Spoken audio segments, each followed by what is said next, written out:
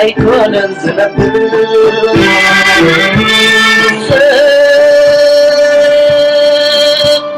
ንኸብዶ ጥራይ ኣይኮነን ዝነብር ሓስብ ኣለዎ ክግመት ክዝክር Greetings to all, wherever you are. Due to technical reasons, we did not manage to get the second English episode in due time. In our first English episode, we asked if Eritreans are better off after 30 years of independence. As people, we have to be honest to ourselves and to each other in answering this question. We have to look at the situation of the Eritrean people in general and at ourselves as individuals in particular. Are we better off since independence? Has our country been progressing economically, socially, culturally, and so on? Is the situation in our country something each Eritrean can be proud of? Let us evaluate the 30 years of independence in a transparent way. To do so, let us start with the reasons why the Eritrean people took arms and fought for 30 years. What has been taken from them that was so precious that they were willing to give their lives for it? We know that after the Italian colonial rule ended, the British administered Eritrea for about 10 years. In 1952, the UN imposed on Eritrea a federation with Ethiopia, not because the Eritreans sought it, but, as the then US Secretary of State said, for the strategic interest of the United States. Although it was a bitter compromise, the Eritreans accepted to live with it in good faith.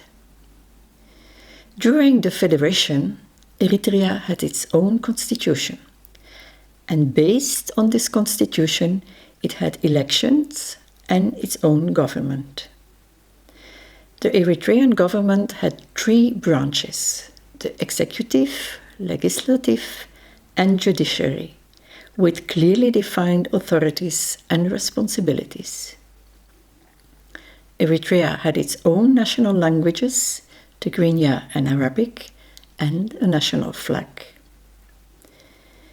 During the federation, and especially during the initial years, the Eritrean people enjoyed their human rights and fundamental freedoms enshrined in the constitution.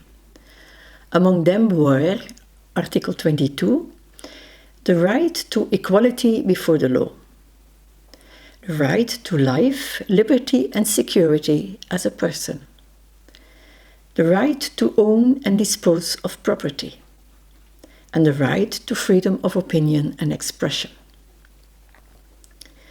the right of adopting and practicing any creed or religion, and the right to education, the right to freedom of peaceful assembly and association, the right not to be arrested without an order of a competent authority, the right to a fair and equitable trial, the right of petition and appeal.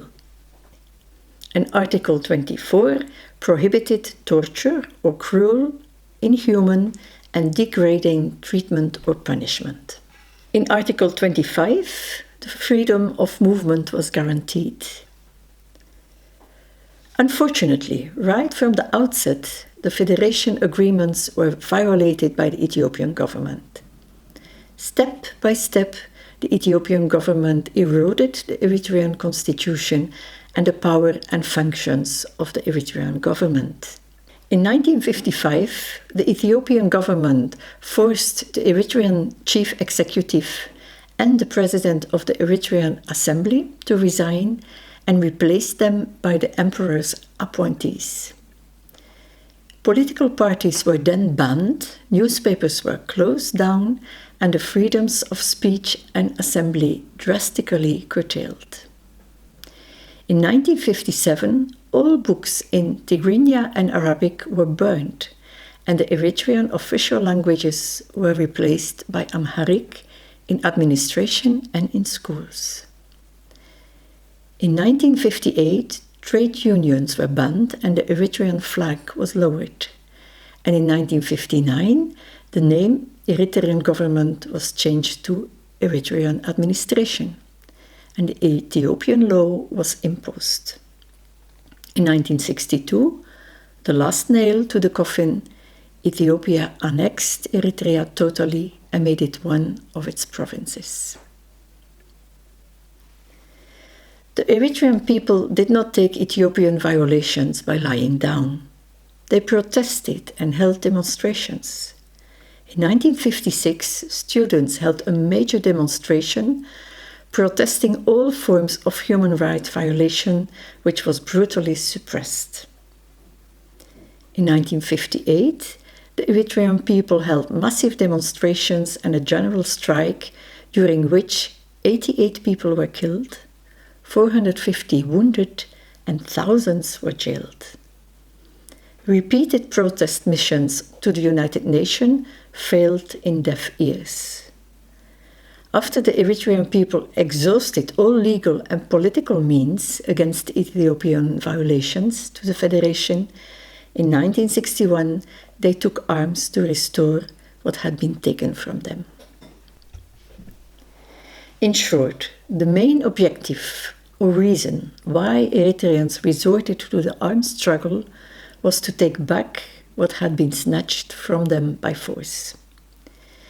These were, as mentioned previously, an Eritrean constitution with all enshrined human rights and freedoms, their own democratic government with elected representatives or parliament, the executive and an independent judiciary, national languages and a national flag of their choice. In other words, the Eritrean people fought for 30 long years to regain their democratic and human rights and freedoms.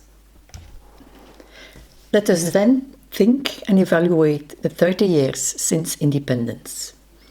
Have Eritreans regained what they lost during the federation with and later annexation by Ethiopia? Do we have a constitution with all the rights and the freedoms? Do we have an elected government, a parliament, and an independent judiciary? Do we have national languages and a national flag of our choice? In short, do we have a democratic government in Eritrea? If your answer is yes, please enlighten us by sharing your thoughts. On the other hand, if your answer is no, enlighten us as to what went wrong and how we can achieve the objectives of the armed struggle.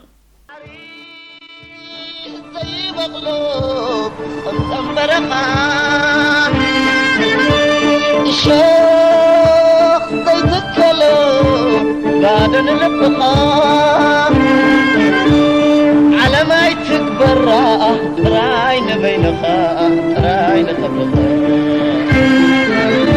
كتولد كلها ببدح سببها كتموت كلها